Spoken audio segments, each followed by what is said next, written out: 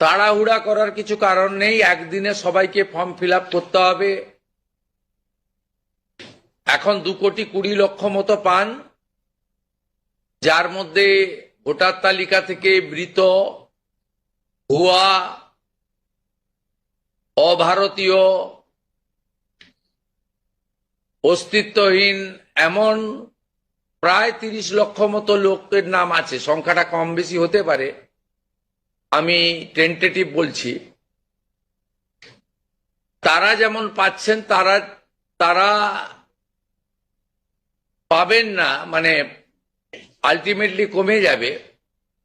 কমে গেলেও আমাদের ধারণা যারা বিরাট সংখ্যক, প্রায় 2 কোটির কাছাকাছি হয়তো উপভোক্তা ফাইনালি আসবে।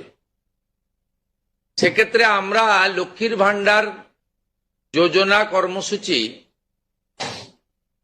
ততদিন অর্থাৎ চালু রাখছি যতক্ষণ না অন্নপূর্ণা যোজনার ফর্ম ফিল আপ এবং এনরোলমেন্ট কমপ্লিট হচ্ছে। আমরা চেষ্টা করছি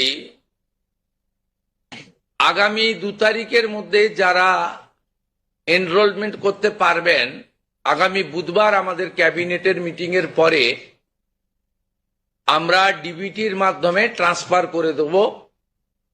প্রথম কার্যক্ষেত্রে 1 তারিখ থেকেই বেনিফিটেড হবে তারা, জুন মাসের।